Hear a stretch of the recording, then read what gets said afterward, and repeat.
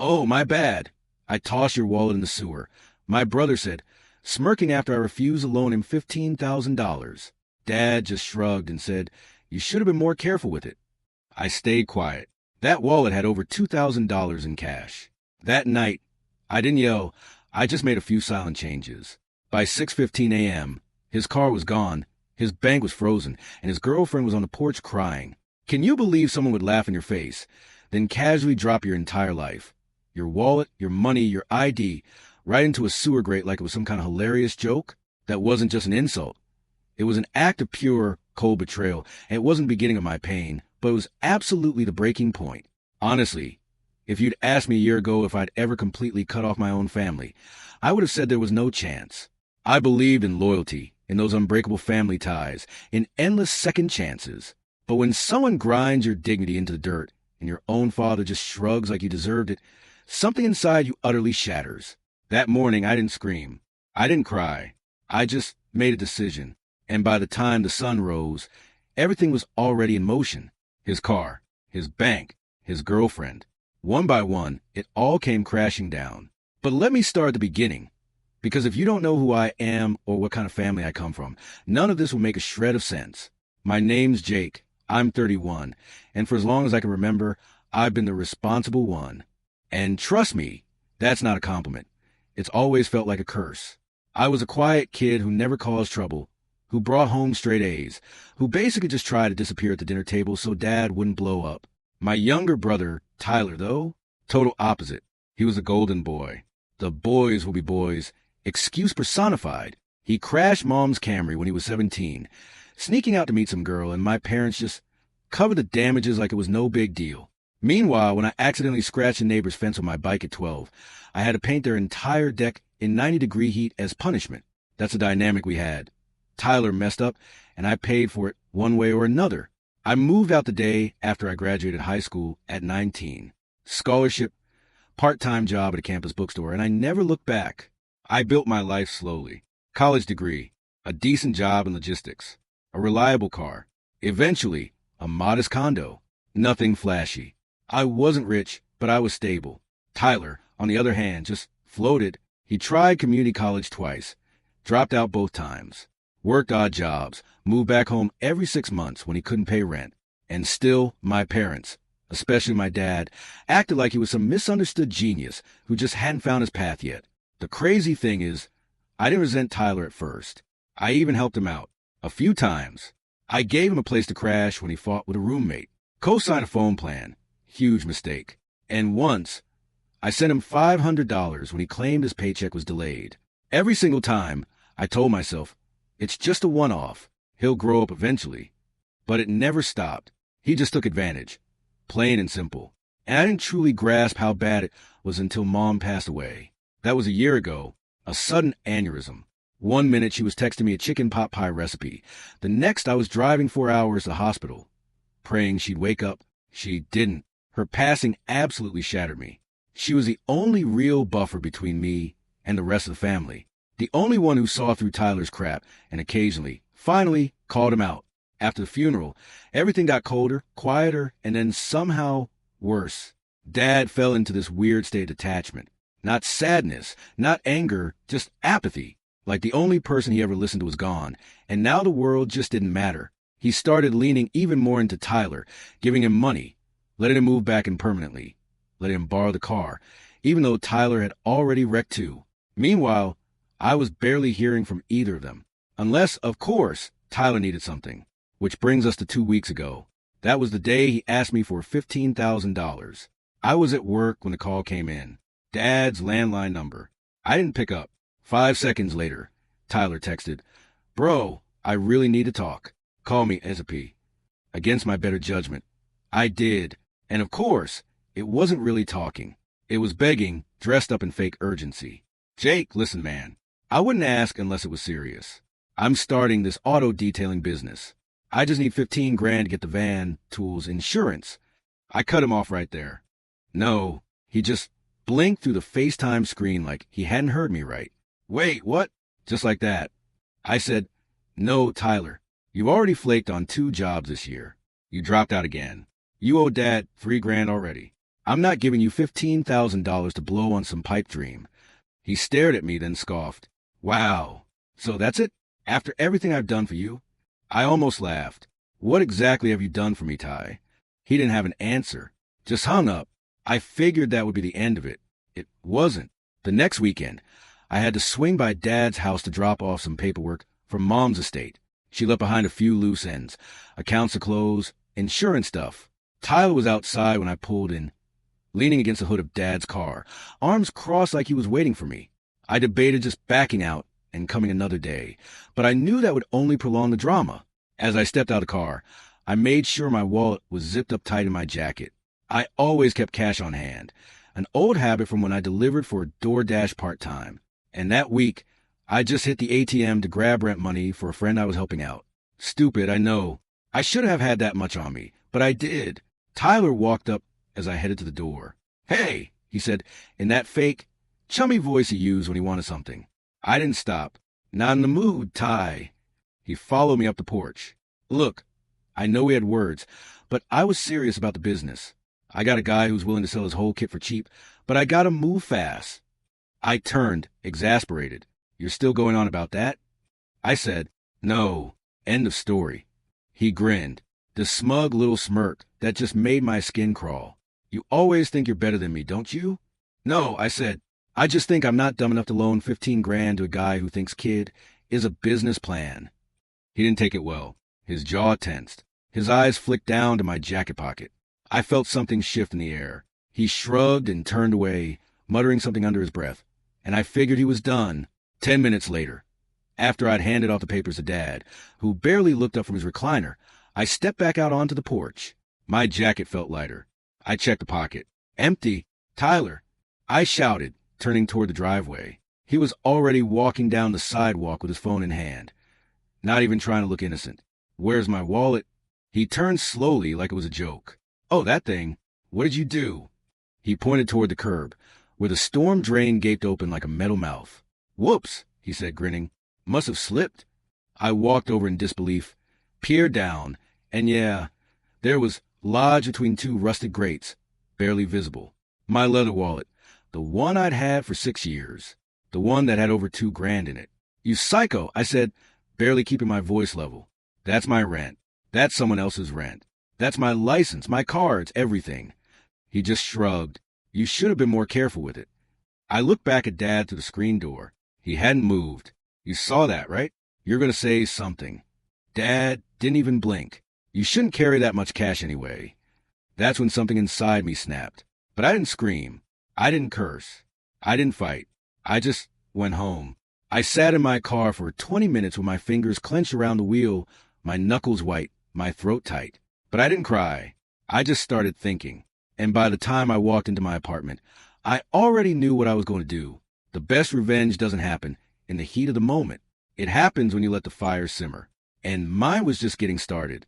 I didn't sleep that night. Not a wink. I just lay there staring at the ceiling while a slow, cold wave settled over me. The kind of stillness that only shows up when you finally stop pretending someone's a change. I wasn't just angry about the wallet or the money. It was a look in Tyler's eyes when he did it. The smugness, like he knew I wouldn't do anything about it. Like he thought he could get away with it again. But what haunted me more than anything was Dad's face. The blank expression, the apathy, like my humiliation was just an inconvenience to be ignored. I'd expected more. Not much, maybe, but something. A flicker of disappointment, a sigh. Anything to show he still remembered which one of us had been the adult all these years. Instead, I got silence.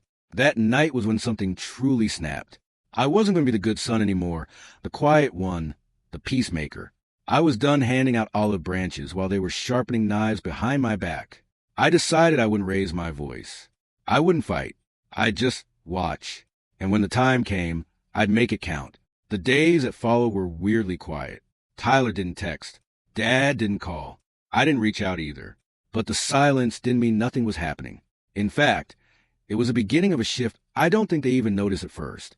The first crack came 3 days later. I was at work, trying to get through inventory prep, when I got a call from Claire, my dad's neighbor. Sweet woman, probably in her late 60s. She'd always liked me more than Tyler, which was saying something since she'd only met us a few times. Jake, honey, she said, Her voice hushed.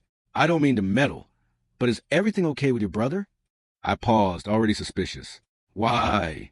Well, he was out on the curb this morning, yelling into his phone. Something about rent money and people being late. Said he was going to come after someone if they didn't pay up.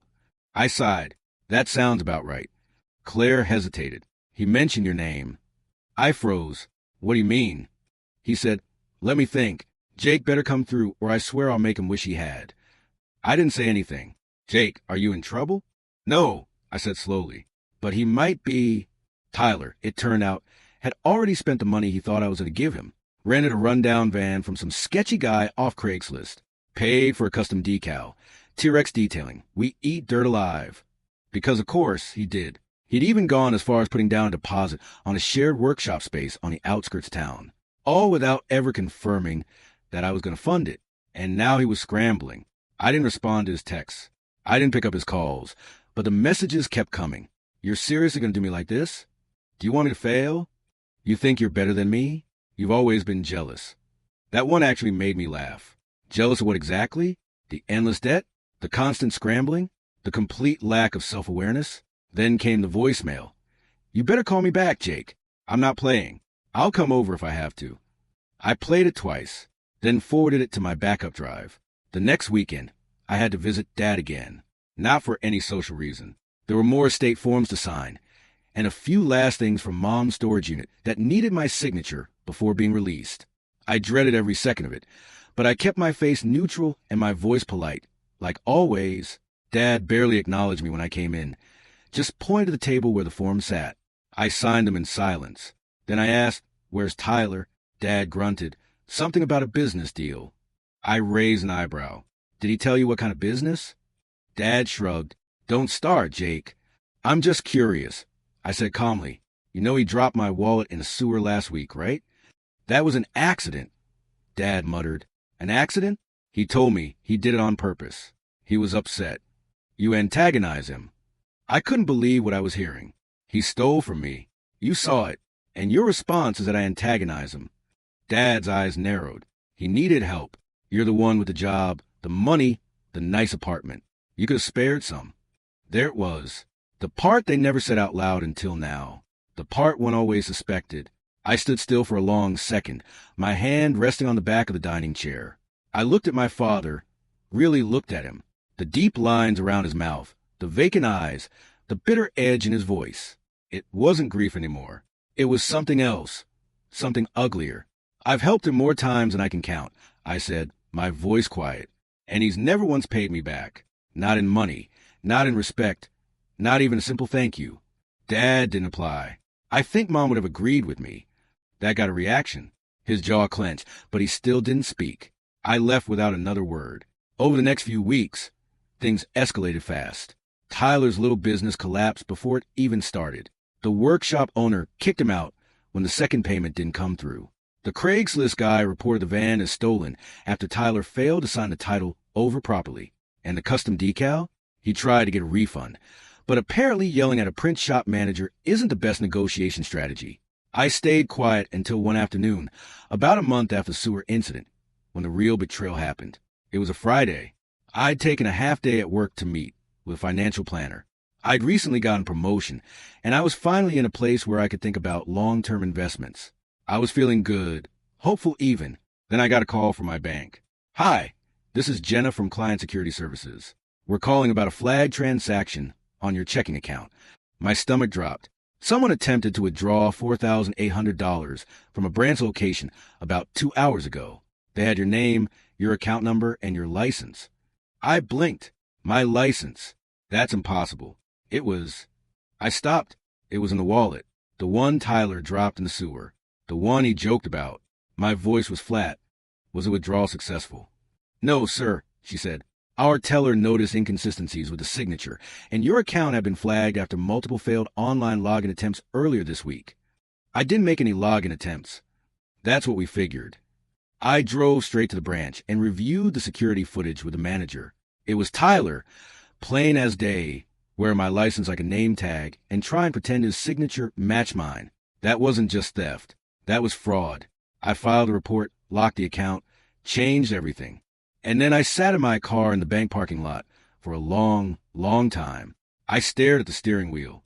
I remembered Tyler as a kid, how he used to beg me to let him sneak into my room to play with my Legos, how he once cried when I told him I was moving out for college, how he hugged me after Mom's funeral, saying, "I don't know what I'd do without you." And then I remembered the sewer grate, the smirk, the voicemail, and now this. That was the breaking point. That night, I didn't sleep, but not because I was angry, because I was planning. I was done waiting for him to hit rock bottom. I was going to hand him the shovel and make sure the hole he dug was too deep to climb out of, but it had to be quiet, precise. No mess, no traces. And I knew exactly where to start. By 6:15 a.m., everything was already in motion. And by the time the sun rose, Tyler's life as he knew it was already unraveling. But I'll get to that soon, because what happened next? Even I didn't see it coming. You'd think that filing a police report on your own brother would feel satisfying, that some deep, long-buried sense of justice would light up inside you like a bonfire. But for me, it didn't feel like that at all. It felt like grief, a slow, quiet kind, the kind that doesn't come with tears or screaming, but just sits in your chest, heavy, constant, like a boulder you can't lift, only learn to carry. After the bank incident, I thought things might get easier, like maybe that would be the end of it, that Tyler would finally realize I wasn't going to save him anymore, that maybe Dad would finally stop acting like I was the problem. But that wasn't what happened. 2 days later, Dad called me for the first time in over a month. No greeting, no small talk, just one sentence. "Did you really file charges against your own brother?" I didn't respond at first. I just let the silence stretch. Then I said he committed fraud, that a felony. Dad huffed like I was being dramatic. "You always blow things out of proportion." He made a mistake. I laughed, a sharp, bitter sound. A mistake is forgetting a birthday. A mistake is backing into a mailbox. This was theft, identity theft. He was desperate. I stared at the wall of my apartment, the familiar pictures, the old bookshelf Mom helped me build years ago. I didn't even know what to say anymore. He stole from me, Dad. He tried to impersonate me. If the bank hadn't caught it, I'd be out almost $5,000. Dad's voice turned cold. "You're punishing him for being poor." That was the moment I realized my father didn't see us as equals. He never had. To him, Tyler was a broken one, the one who needed protection. And me, I was the one who was supposed to fix everything, no matter what it cost. So I did what I should have done a long time ago. I hung up, and I blocked his number. The fallout came fast. Tyler showed up at my condo a few nights later, pounding on the door like a maniac. I didn't answer. He left a voicemail instead. 3 minutes of slurred threats and self-pity. "You're ruining my life, man. All because I asked you for help. You think you're better than everyone. Just wait. Just wait. You'll regret this. I swear to God, you'll..." I didn't listen to the rest. I just saved the voicemail, labeled it, and filed it away. I filed everything away. Bank logs, texts, old loan receipts, copies of the failed co-signed phone bill from 2020. Even the stupid Instagram post he made bragging about getting that bread the week after he stole my wallet. I wasn't just protecting myself anymore. I was documenting, preparing. But while I was bracing for war, life didn't pause for me. The stress leaked into everything. I started waking up at 3 a.m. with chest tightness. I was late on 2 work projects. My manager, who had always liked me, pulled me aside one day and said gently, "Hey, I don't know what's going on, but I can tell you're not okay. Take a few days. Get your head right." So I did. I took 3 days off and stayed inside. No phone, no TV, just silence and coffee and a spiral notebook I found buried in my junk drawer. And I wrote, not a novel, not a plan, just thoughts, memories, anger, regret. Things I never said to Tyler. Things I wanted to say to Dad. Things I wished I'd told Mom before she passed. Things I never even admitted to myself. It all poured out, page after page. I must have filled that notebook halfway by the time I came up for air. That was the moment I started to rise. Not in some dramatic, cinematic way, but quietly, privately. For the first time in years, I wasn't fixing someone else's mess. I was cleaning my own house, inside and out. I started going to gym again, not because I wanted abs, but because I needed somewhere to put all that tension, the ache, the fury. I lifted weights like they'd personally wronged me. I finally reconnected with old friends, people I pulled away from out of shame or exhaustion. One of them, Evan, had just started a new tech startup, and after a few hangouts, he asked if I considered consulting on their logistics system. It wasn't a full-time job, just a side gig, but it paid well and gave me something new to focus on, a spark. I reworked my finances too, opened new accounts, invested more aggressively, started planning for the future again. And the biggest change? I started therapy, just once a week at first. I didn't expect much from it, honestly. But sitting across from someone who listened without judgment, who asked me questions no one in my family ever had, it was like someone had finally pulled a splinter from my brain I didn't even know was there. "Why do you think you kept helping him?" my therapist, Grace, asked one day. I paused and said, "Because if I didn't, no one would." She nodded. "And what made you believe that was your responsibility?" That one sat with me for a long time. The truth is, I'd built my whole identity around being the reliable one, the fixer, the helper. I thought that was love. I thought that was what family meant. But it wasn't love. It was fear. Fear that if I stopped being useful, I'd stop being loved. And when Mom died, I stopped being useful. So they stopped trying. That realization hurt more than anything Tyler ever did. But it also freed me. Once I saw it clearly, I stopped carrying their weight. I stopped measuring my worth by their standards. And little by little, I started living for me. I built new routines. I made space for joy again. I cooked actual meals. I took walks. I bought myself a nice watch. Nothing fancy, just something that made me feel like I was allowed to own nice things. Then, about 6 weeks after the fraud attempt, I got the call. It was from Detective Morgan, the officer assigned to the case. "We got a bit of an update for you," he said. I braced myself. "Your brother just got picked up for trying to use another fake ID at a car rental kiosk. Apparently, he was trying to book a car in your name again, but a flag on your license popped up in the system. When they ran his info, the fraud charge came up." I was quiet. "So what now?" "Well, we'll be pressing charges, but it's up to you how far you want to take it." I didn't answer right away. That night, I sat on my balcony with a beer and stared out at the city lights. I thought about Tyler sitting in a holding cell, probably blaming everyone but himself. I thought about Dad, too, wondering if he was angry or if he even cared. And then I thought about the day I found out Mom had died, how Tyler had been the one to call me, how he was sobbing, genuinely sobbing.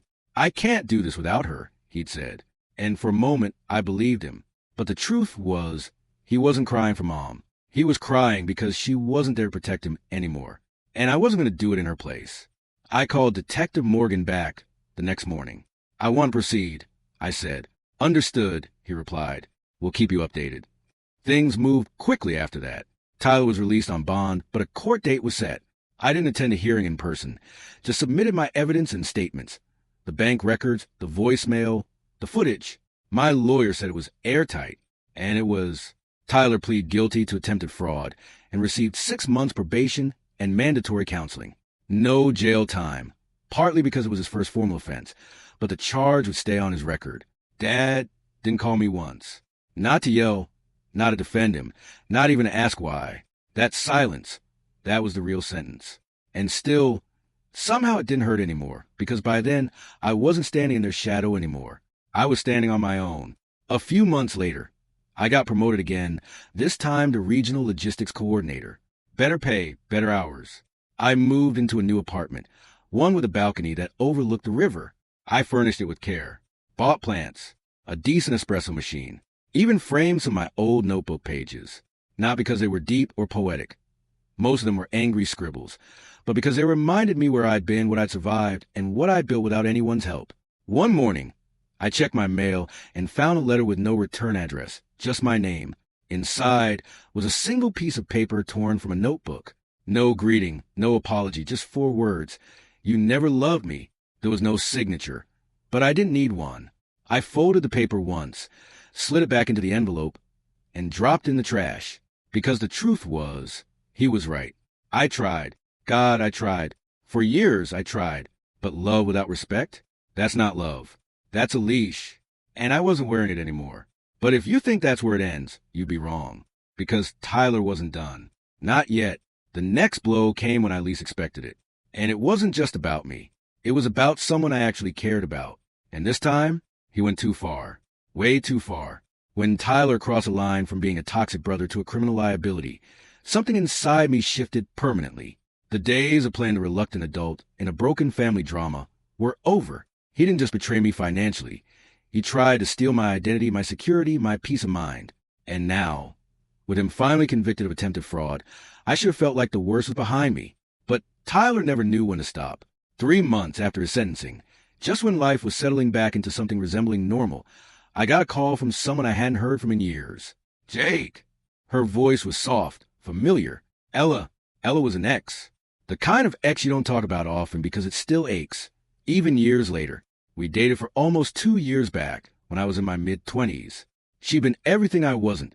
Spontaneous, artistic, full of life. We broke up because she wanted to move out west to pursue photography full-time, and I was too buried in work and family drama to follow her. We parted on good terms, but we hadn't spoken since. I wasn't sure if I should call, she said, but I thought you'd want to know. Know what? She hesitated. Tyler, message me. I felt my stomach drop. What? He found my photography page and sent me a long message. Said you were spreading lies about him, that you ruined his life and sabotaged his future. He said you were dangerous. I had to sit down. I blocked him, she continued, but he sent another message through a different account. He even mentioned stuff only someone close to you would know. Stuff from back when we were together. She exhaled. I think he's trying to get to you through me. And just like that, the final straw wasn't just planted. It was driven into the ground like a flag. Tyler wasn't just self-destructing anymore. He was actively trying to drag me down with him. Even from the outside, even with probation hanging over his head, he wanted to remind me he could still reach in and poison something I cared about. He wasn't going to stop unless I made him. Not just through legal consequences, not just through blocking and ignoring. I needed to dismantle the world he operated in. The little ecosystem of pity and favoritism that had allowed him to float through life untouched. And I knew exactly where to start. Dad, the man who always turned a blind eye, who funded Tyler's failures and called it support, who justified every betrayal as a misunderstanding. Dad had enabled him for 31 years. If I was going to cut the rod out, I couldn't just target Tyler. I had to expose the whole foundation. And I already had the ammo. Over the past year, I've been quietly collecting everything. Every debt, every voicemail, every favor Tyler had begged for and never paid back. I had bank records, texts, even a copy of the forged withdrawal form with his fake signature. But more than that, I had patterns, a trail. So I started mapping it all out, not in a notebook this time, but digitally, meticulously. I made a timeline of Tyler's financial wreckage. When he borrowed money, what he promised, when he ghosted. I included the time he totaled Dad's car and blamed a ghost driver. The fake GoFundMe he set up 3 years ago for surgery that never happened. The dozens of unpaid gigs he took from mutual friends and then vanished from. I tracked every instance and tied it to screenshots, audio clips, even pulled photos from his own social media to prove location and date. Then I put it all in a single, clean document. A dossier, professional, cold, unarguable. And then I waited. I needed an opportunity, something that would bring everyone together at once. A moment where the mask couldn't be worn, and denial couldn't be hidden behind phone calls or texts. That opportunity came in the form of Dad's birthday. He was turning 65, retirement age. And despite everything, he still hadn't formally retired. Probably because Tyler needed the money to keep flowing. But this time, Dad was throwing a party. I'm just inviting close friends and family, he said in the group text. No drama, please. I wasn't going to go at first. I hovered over the delete button for 10 straight minutes. But then I realized this was it. The setup, the moment where I could make a point so loud, so calculated that even Tyler couldn't spin it.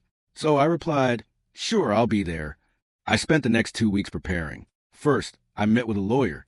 Not because I was planning to sue anyone yet, but because I wanted everything I had to be ironclad, verified, ready for scrutiny. She helped me structure it all as a formal report, just in case I ever needed to present it in a civil case. Then I reached out to a few of Tyler's burned bridges. A friend he'd stiffed for $800 on a group trip. A girl he ghosted after borrowing her car and returning it with a dent. Even a cousin he scammed into paying for a non-existent DJ gig. I didn't frame it as revenge. I just told them I was compiling financial history and asked if they'd be willing to contribute statements. Most were eager. One of them even forwarded an audio recording Tyler left during a drunken rant where he said, "Jake's not family anymore." He's just a paycheck I lost. That one went right into the front of the file. By the day of the party, the folder had grown fat, digitally and physically. I had a PDF version on a thumb drive, a printed copy in a clean black binder, and a backup stored in the cloud under a pseudonym. I wasn't taking chances. The party itself was held at a local event hall. Nothing fancy, just tables, banners, and cheap catering. But there were maybe 50 people there. Friends of Dad's, old coworkers, neighbors, even a couple of distant aunts I hadn't seen since Mom's funeral. And Tyler, of course. He looked worse than I'd ever seen him. Eyes bloodshot, wearing an ill-fitting blazer, a forced smile plastered on his face like a poorly glued mask. He gave me a look when I walked in. Equal parts panic and contempt. He hadn't expected me to show. I nodded politely, walked past him, and sat near the front. I waited for the toast to start. Dad was glowing in the attention, soaking in the praise. Tyler kept hovering around him, playing the dutiful son, probably hoping some rich friend of Dad's would pull him aside and offer him a job or pity gig. When the host asked if anyone else wanted to speak, I stood. It wasn't a dramatic gesture. No clinking of glasses. No clearing of throats. Just me calmly walking up to the microphone. I held up the black binder. I'm Jake. Most of you know me. I'm Richard's son. People nodded. A few clapped politely. I just wanted to share a few things about my brother, Tyler. The room shifted. Eyes darted. Tyler froze mid-sip of his drink. I smiled. Some of you may have lent him money. Some of you may have heard stories about me sabotaging him. And I just want to say, I believe in clarity. I opened the binder. This is a record of every financial, legal, and personal favor Tyler has received and defaulted on since 2014. Verified by receipts, screenshots, and personal statements. It includes fraud charges, unpaid debts, scams, and abusive messages. The room went silent. You could have heard a pin drop. I'm not here to embarrass him. I'm here because I've been painted as the villain for too long. Because our father has spent over a decade defending him at my expense. And because some people still believe Tyler is just misunderstood. I looked directly at Dad. I just wanted to make sure everyone had the facts. And with that, I stepped down, left the binder on the main table, and walked out. I didn't need to stay for the fallout. I already knew it had started. Because the truth doesn't need to scream. It just needs to be seen. But if you think that was the end, if you think Tyler just slunk off and disappeared, you don't know my brother. Because what he did next wasn't just desperate, it was dangerous. He didn't leave the party quietly. I'd barely made it back to my car when the screaming started behind me. You think this makes you a hero? Tyler shouted from the doorway of the hall, his voice cracked and desperate, arms flailing like a drowning man who just realized the water was too deep. I didn't look back. I didn't need to. By the time I got home that evening, my phone had 6 missed calls for voicemails and 3 block number texts filled with nonsense like, "You ruined everything. You'll regret this. I swear you just made an enemy for life." But here's the thing about Tyler. He'd never been subtle. Not once in his life. And in the weeks after the party, his spiral didn't slow down. It accelerated fast. He lost his freelance detailing clients. Turns out a conviction for attempted fraud isn't great for business. He tried to pin it all on me, of course, claiming I'd forged the evidence, but the people who mattered, Dad's friends, old coworkers, even family, had seen the binder. They'd read the quotes, heard the recordings. One uncle even asked for a copy of the PDF so he could send it to a guy Tyler had owed money to for 3 years. Dad didn't speak to me after the party, but I heard through the grapevine that his retirement gift, a small consulting gig at his old firm, got rescinded the following Monday. Apparently, the partners didn't feel comfortable being associated with a man who defended a known fraudster in front of 50 witnesses. I'd expected Dad to reach out, to yell, to accuse. He didn't. He just went silent. And honestly, that stung more than if he'd screamed. But it also confirmed everything I needed to know. I wasn't his son. Not really. I was his scapegoat. And now that I wasn't willing to wear the blame anymore, I was nothing to him. Fine. I could live with that. But Tyler couldn't. He wasn't just embarrassed. He was enraged. So, he did the one thing I wasn't expecting. He tried to get revenge. Messy. Desperate. Revenge. At first, it was small stuff. Petty sabotage attempts. Someone keyed my car one night while I was parked outside the gym. A fake Yelp review popped up on the startup I consulted for, claiming I was stealing client data. The IP address traced to a public Wi-Fi hub 1 block from Dad's house. I didn't flinch. I just documented it. Every email, every message, every fake review. I even installed a dashcam after the car incident, which paid off when it caught Tyler himself tossing a cup of soda onto my windshield a week later. And that's when I stopped reacting defensively and started pulling strings. Because here's something Tyler never figured out. While he was torching bridges and begging for bailouts, I'd been building quiet relationships with people who knew how the system worked. And now I had names, emails, leverage. It started with the probation officer. I sent a formal complaint with a time-stamped dashcam video and a signed affidavit outlining the ongoing harassment, the voicemail threats, the IP address links, everything. The officer responded professionally, but firmly. Thank you for your detailed documentation. We will be reviewing this case for a potential probation violation. Then I contacted the county detective from the original fraud charge. He remembered me, and he didn't like repeat offenders, especially ones who used identity theft twice. He looped in a cybercrimes liaison, and suddenly Tyler's little fake review stunt became evidence of defamation and digital harassment against not just me, but the business I was affiliated with. That's when it stopped being just a sibling squabble. It became a legal pattern, a real case. Within a week, Tyler was back in front of a judge. His attorney, some court-appointed guy with dark circles under his eyes and a visible tremor, tried to paint it all as brotherly misunderstandings, but the evidence said otherwise. 3 counts of harassment, 1 count of digital defamation, and a clear violation of probation. The judge wasn't amused. I gave you an opportunity, she said, her tone clipped. And you spat in the court's face. Result: probation revoked. Sentence converted to 90 days in county jail. No bail. The day Tyler was taken into custody, I got a text from an unknown number. You finally happy? I didn't reply, but I saved the number anyway, just in case. Fallout came quickly after that. Dad, now isolated and disgraced, sent me a letter. Not a call, not an email, a letter. It was short. 4 sentences. I don't know what you think you've accomplished. Families should stick together no matter what. You've made enemies you'll regret. Don't come to my funeral. No signature, no return address. I folded it once, put it in the back of my filing cabinet. Not out of sentiment, but because I wanted to remember the exact moment I stopped chasing approval that was never coming. In the weeks that followed, I finished out the consulting gig and was offered a full-time position with stock options. The company liked my attention to detail, my integrity, my cool head under pressure. I said yes. I started dating again. Nothing serious, just dipping my toes in. But it felt good to laugh with someone, to talk about movies and books instead of lawsuits and bank statements. I even visited Mom's grave for the first time in over a year. I brought coffee, sat down, told her everything. I like to think she would have been proud. Not just because I stood up for myself, but because I did it without becoming bitter. I didn't burn everything to the ground, just the parts that were already rotten. Tyler served 68 days before being released for good behavior. He moved in with some friend of a friend an hour away. I heard he was working warehouse shifts now. Manual labor. No license. No car. No business. No one left to blame. And Dad? He sold the house. Retired somewhere upstate. Never sent a forwarding address. Fine by me. The past, I've learned, doesn't always need closure. Sometimes it just needs distance. Now, when I think about my family, I don't feel guilt or rage or longing. I feel clean. Like I walked out of a burning house that everyone else swore was safe. And somehow, I made it out without a single scar. Just smoke on my clothes.